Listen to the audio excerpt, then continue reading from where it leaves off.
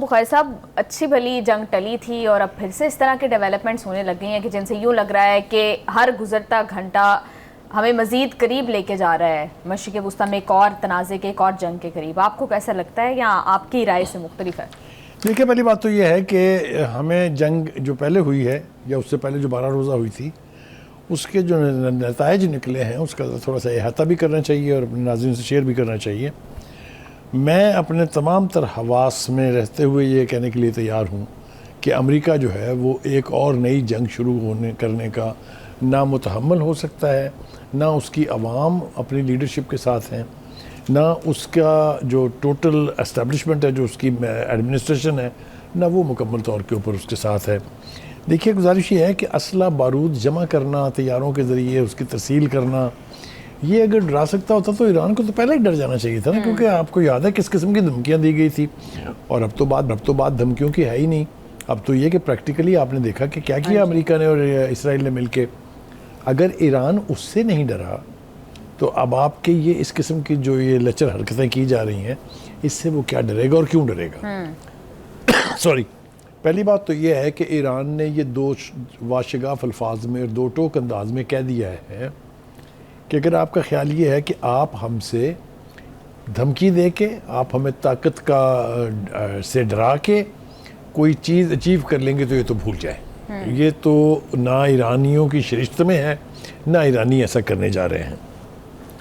मुझे ना एक बुनियादी जो मेरी ऑब्जर्वेशन है वो ये है कि इस वक्त दुनिया में एक बड़ी तादाद है ऐसे लोगों की, मुल्कों की भी है, लीडर्स की भी है, जो ये समझते हैं कि नेतन्याहू ने अपने मुसाद को इस्तेमाल करके एप्स्टीन फाइल की वजह से ट्रंप को ट्रैप किया और ये जंग जो है वो शुरू की गई। कोई चारा नहीं था उसके। अब देखना ये है कि क्या नेतन्याहू की खातिर ट्रंप अपना पॉलिटिकल कैरियर स्टेक पर लगाने जा रहे हैं, क्योंकि नवंबर में इलेक्शंस हैं। ये मैंने इसलिए जिक्र किया कि इस वक्त ट्रंप एक वोट की बुनियाद के ऊपर सदर हैं अमेरिका के। हाँ जी। आपने देखा हाल ही में जो करारदाद पेश की गई थी, जो 7वीं करारदाद थी, वन आफ्टर अनदर 7वीं करारदाद थी, उसके ऊपर एक वोट फालतू मिला है मौसूफ को। यानी 51 उनके पास हैं, समथिंग लाइक दिस, और 49 जो है उनके मुखालिफ पड़े हैं। तो कहने का मतलब ये इट्स एन अलार्मिंग सिचुएशन। एक वोट के बलबूते के ऊपर वो इस वक्त सदर हैं। क्या वो अपना सब कुछ दाव पर लगा देंगे नेतन्याहू की वजह से? मेरी ज़ाती राय में ऐसा मुमकिन नहीं है, क्योंकि मैं जिस तरह देख रहा हूँ आजकल ट्रंप साहब नेतन्याहू से डिस्टेंस किए हुए हैं। अभी तो बुखारी साहब रात में बात हुई है, काफ़ी लंबी कॉल पे। देखिए, बात होना और बात है, पहले तो मीटिंगें हो रही थी ना, वो विजिट कर रहे थे। 3 विजिट तो उन्होंने जंग से फौरी पहले 1.5 हफ्ते में की थी। उस किस्म की कोई एक्टिविटी मुझे दिखाई नहीं देती है। जो ट्रंप जब से चाइना के दौरे से वापस आए हैं, हाँ जी, वो वहाँ से भी बहुत कुछ सीख के आए हैं। वो ये अंदर की बात है, किसी वक्त तफसील से इसके ऊपर बात करेंगे। एक तो ये कि वो चाइना की हमायत हासिल करने में नाकाम रहे हैं जी।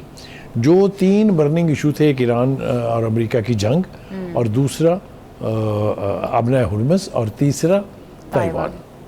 तीनों हवालों से जो चीन ने 2 टोक अल्फाज में ट्रंप को बोला है वो हम सबके सामने है। अबनाए हुर्मुज़ खोलने की बात ईरान तो पहले ही कहता है कि खुली है हमारी तरफ से, तो कोई मसला नहीं है। नाकाबंदी तो अमेरिका ने की हुई है, तो America has to go back, pack and go back.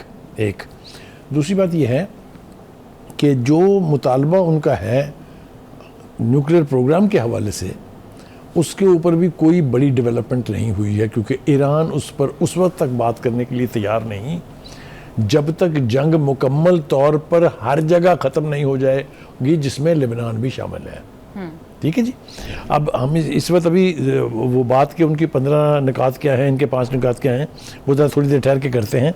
इस वक्त 2-3 बातों का जायज़ा लेना बहुत ज़रूरी है। एक तो ये कि इसमें कोई 2 राय नहीं है कि अब अमरीकी कौम जो है वो ट्रंप की और नेतन्याहू की इस जंग के साथ नहीं है। इसके बारे में कोई इबाम नहीं होना चाहिए। इसी तरह से जो रवायती एलाइज थे अमेरिका के, वो भी अब उसके साथ नहीं है। तो अमेरिका एक तरह से आइसोलेशन का शिकार है इस जंग को लेके। क्या वो अब मज़ीद सारी दुनिया की मुखालफत के बावजूद, ईरान से, अपने चीन से हमायत ना हासिल करने के बावजूद भी फिर एक दफ़ा जंग शुरू करने जा रहा है ट्रंप या नहीं? मेरी रिजर्वेशन इसके ऊपर जो है वो ये है कि मुझे नहीं लगता कि वो जंग के लिए जाएंगे। लेकिन वो आप कुछ शॉर्ट सुनवाना चाह रही थी उनका। जी बुखारी साहब, वो हम लेटर ऑन सुनवाते हैं। मुझे ये बताइएगा कि जिस तरह की सिचुएशन अभी है, क्या बिल्कुल ही इस पॉसिबिलिटी को रूल आउट कर देना वुड बी सेंसिबल कि ट्रंप या अमेरिका दोबारा ईरान पर हमला नहीं करने जा रहे? क्योंकि फर्स्ट ऑफ ऑल पहले जो उन्होंने 2 दफ़ा हमले किए वो अपने नताइज हासिल नहीं कर सके। सेकेंडली, मुज़ाकरात को जब भी चांस दिया गया उसमें भी वो ईरान को नेगोशिएशन टेबल के ऊपर सरेंडर नहीं करवा सके। तो क्या अब फिर से एक दफ़ा सबसे बड़ा मसला जो है अमेरिका का वो है क्रेडिबिलिटी का। ईरानियंस उसको उस पर एतबार करने के लिए तैयार नहीं हैं, क्योंकि उन्होंने 2 दफ़ा धोखा खा के जंग अपने ऊपर मुसल्लत करवाई है। ठीक है, पूरी दुनिया उनको याद दहानी कराती रहती है कि आप मुज़ाकरात की टेबल पे वापस जाएं, क्योंकि सोल्यूशन वहीं से आएगा और कहीं से नहीं आएगा। जंग से आपको कोई सोल्यूशन मिलने नहीं जा रहा। और जिस तरह की जंग लड़ी गई है, जितनी कुव्वत के साथ हमलावर हुआ था चाहे अमेरिका और इसराइल ईरान पर, जब उसका कोई नतीजा नहीं निकला है तो इसके बाद तीसरी नई जंग छेड़ने की ना सिर्फ ये कि मुझे तवक्को नहीं है, मेरा नहीं ख्याल कि अमेरिकन प्रेसिडेंट और American nation they can afford it. ठीक है बुखारी साहब, अभी जिस तरह की धमकियां हम देख रहे हैं, डोनाल्ड ट्रंप इस तरह के सोशल मीडिया के ऊपर ट्वीट्स भी शेयर कर रहे हैं जिसके अंदर लिखा हुआ है कि काम बिफोर द स्टॉर्म, और वो मिडल ईस्ट का एक नया नक्शा जिसके ऊपर वाटरमार्क के पीछे जो है वो अमेरिकन झंडा लगा है, वो इस तरह के, और फिर और भी अपनी सोशल मीडिया पोस्ट पर जिस तरह से ईरान को धमका रहे हैं।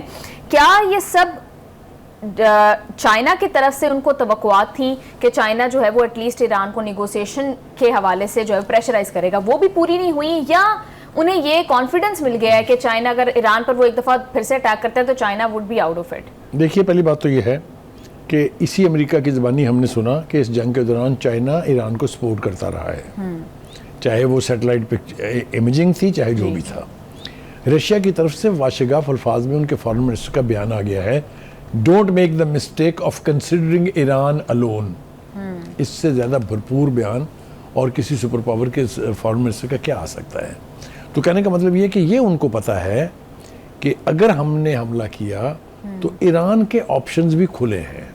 ठीक है, जैसा मैंने आपको पहले कहा था कि अगर ईरान के ऊपर खुदा ना खास्ता को कड़की का वक्त आता है तो सबसे पहले जो मुल्क अलार्म्ड होगा और अलर्ट पे जाएगा वो हम हैं, और मुतअद्दिद बार हम यहाँ पे बैठ के उसकी वजाहत भी कर चुके हैं।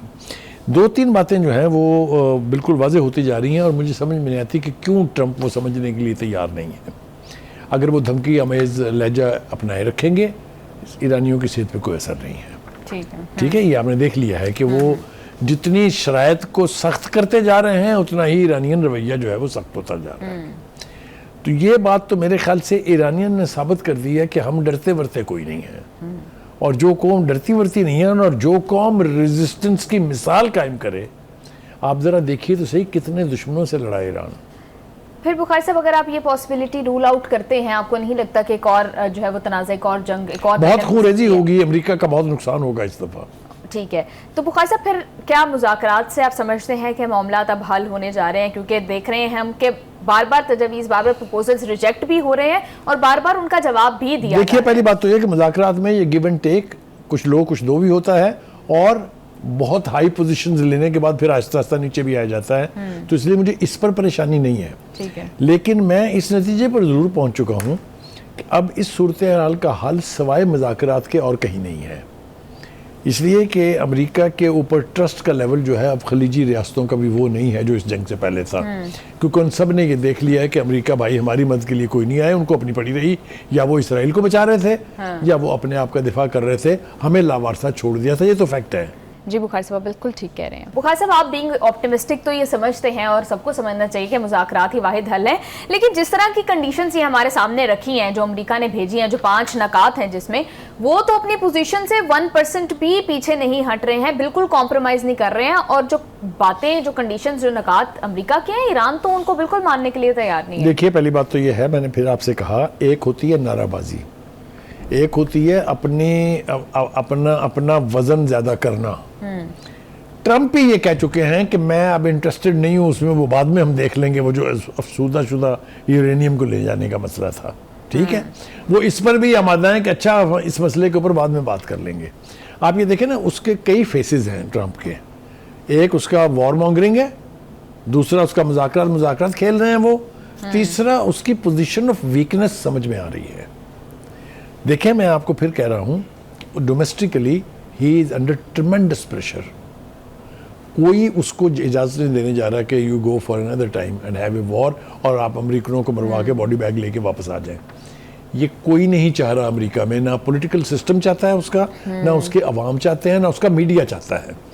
देखिए जो नई चीज़ हुई है जिसकी वजह से मौसूफ बहुत परेशान है, वो ये है कि इस वॉर में अमेरिका का जो नुकसान हुआ है उसके ऊपर रिपोर्ट्स और उसके ऊपर वीडियोज़ आनी शुरू हो गई हैं जी। अभी आपने देखा कि उन्होंने सिर्फ ये बताया कि हमारा 25 बिलियन डॉलर जो है वो खर्च हो चुका है इस वॉर पर अब तक। अभी इसमें वो नुकसान शामिल नहीं है जो 19 में से उनके 11 अड्डों का हुआ है। हाँ जी। जो उनके जहाज गिरे हैं भी उसके एस्टिमेट्स बीच में शामिल नहीं है। तो there is an enormous cost that Americans have bared, Americans have sustained. जी। इतनी बड़ी वॉर, इस दफा वाली वॉर इससे ज्यादा संगीन होगी।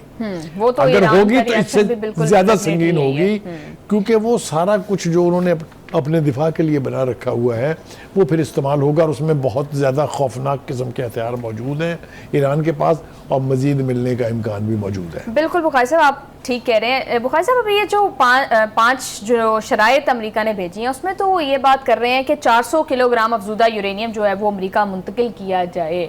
ईरान इस पर बात करने के लिए ही तैयार नहीं, लिहाजा इसको तो बेमानी समझ के फेंक दें आप।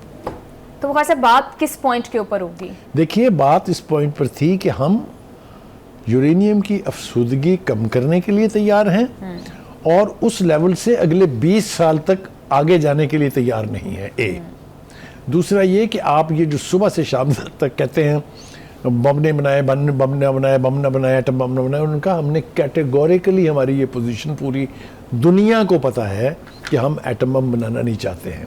मैं एक और मज़े की बात बताऊं, आप जल्दी से मुझे बताएं कि और किसने कहा है कि एटम बम ना बनाए ईरान?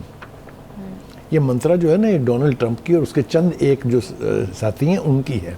बुखारी साहब, ये जिस तरह के शराइत हैं कि रास्ते भी नहीं छोड़ रहे, हम आपको हरजाना भी नहीं देंगे, हम जो है वो आप ही जो है वो जोहरी तनसीब एक तक महदूद करेंगे, आप यूरेनियम अफजूदा हमें देंगे, ये सारे मुतालबात तो यूँ जैसे अमेरिका को तो ऑलरेडी पता है कि ये रेड लाइंस हैं ईरान की, तो फिर इन तजावीज़ की There is a famous proverb, if wishes were horses, then beggars would ride. अगर तो इस टर्म के ऊपर समझौता होना है जो ट्रंप कह रहे हैं, हाँ तो फिर तो ईरान गया। हाँ। अल्लाह ना करे कि ऐसी सूरत हाल है, लेकिन ये जो 5 निकात हैं इसका मतलब ये कि ईरान की सॉवरेनिटी इज कॉम्प्रोमाइज्ड। ये कोई करने के लिए वहां तैयार नहीं है, टेबल पर सरेंडर करने वाली। हाँ, मैं कह रहा हूँ ना कि ऐसा होना मुमकिन ही नहीं है। और आप ये देख लें कि जिस मर्जी का बयान उठा के देख लें, अब जितनी लीडरशिप है, वो जो एक प्रोजेक्ट करने की कोशिश की गई थी ना कि ईरान के अंदर बड़ा इंतशार है, वो हुकूमत कुछ चाह रही है, पासदारान कुछ चाह रहे हैं, अवाम कुछ चाह रहे हैं, वो सब बकवास सब बंद हो गई है। जी। बुखारी साहब, मोहसिन नकवी साहब मौजूद हैं तेहरान के अंदर ही और बहुत हेक्टिक डिप्लोमेटिक एक्टिविटी कर भी रहे हैं। उनकी पूरी कोशिश लग रही है कि वो अगर अमेरिका की, कहा जा रहा है कि वो अमेरिका के जो नकात हैं वो ईरान तक पहुंचा रहे हैं। एंड मीनवाइल ईरान ने भी अपने 14 नकात जो हैं वो अमेरिका तक कम्युनिकेट कर ये कुछ तो हो चुका है। अब वो जिस मकसद के लिए वहाँ ये हैं वो क्रूशल फेज है। क्रूशल फेज ये है कि इन्होंने टेबल के ऊपर बैठना है कि नहीं बैठना। मेरा ख्याल ये है, जो तवक्को की जा रही है डिप्लोमेटिक सर्कल्स में, वो ये है कि ये अल्टीमेटली मेज़ पर बैठेंगे और अल्टीमेटली समझौता होने जा रहा है। देखें, ट्रंप दोगली पॉलिसी खेल रहे हैं। एक तरफ जंग की धमकियाँ, हम ये कर देंगे, हम ये कर देंगे, हम ये कर देंगे। दूसरी तरफ कल वैंस ने ट्रंप को कोट किया है कि मुझे बड़ी तवक्का है, समझौता होने वाला है और सफारतकारी के अलावा कोई रास्ता नहीं है। तो which part of their statement should we trust? वो जो एक आदमी बुखला जाता है ना, ये वो बुखलाहट के मज़ाहिर हैं कि एक तरफ आप जंग की धमकी दे रहे हैं, दूसरी तरफ आप, अच्छा, फिर मुझे इस बात में बहुत हैरत है, ईरान मरा जा रहा है मुआहदा करने के लिए और फिर कह रहे हैं ईरान मुआहदा कर लो वरना हम जंग करेंगे। ओए, विच part of your statement is true? जब वो तैयार है तो फिर कर क्यों नहीं रहे समझौता?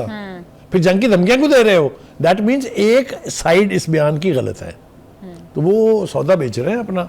लेकिन मेरा नहीं ख्याल, मैं फिर कह रहा हूँ बड़ी कन्विक्शन के साथ, मुझे नहीं लगता कि ईरान का और अमेरिका का एक और जंग करने का इम्कान मौजूद है और इसके लिए मेरे पास बहुत सारा आर्गूमेंट है। देखें, वो अपने कोई ब्रेक थ्रू होगा या नहीं होगा, इसका फैसला उसी वक्त होगा जब वो टेबल पर बैठेंगे।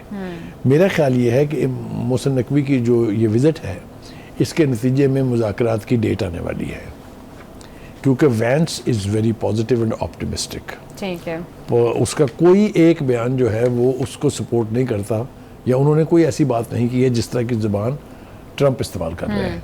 बुखारी साहब, मीनवाइल यूएई पर आज भी जो है 3 ड्रोन हमले हुए हैं, जिसमें से वो कह रहे हैं कि 2 को इंटरसेप्ट कर लिया है, एक उनके न्यूक्लियर पावर प्लांट पर जो है उसकी वजह से आग भड़की है।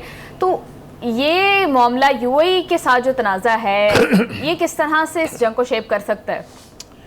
देखिए, पहली बात तो ये है कि अगर तो ईरान के पास कॉन्क्रीट एविडेंस है कि यूएई की सरजमीन इस्तेमाल हो रही है उसके ये तो इंटरनेशनल रिपोर्ट सब आई हैं। ठीक है, अगर ये दुरुस्त है कि वहाँ पर अमेरिकन फुट सोल्जर्स मौजूद हैं, अगर ये सच है कि वहाँ पर अमेरिका के जहाज़ खड़े हुए हैं, वहाँ से वो उड़ते हैं, फ्यूल लेते हैं जी, तो मेरे ख्याल से ईरान का रिएक्शन जो है वो समझ में आने वाली बात है।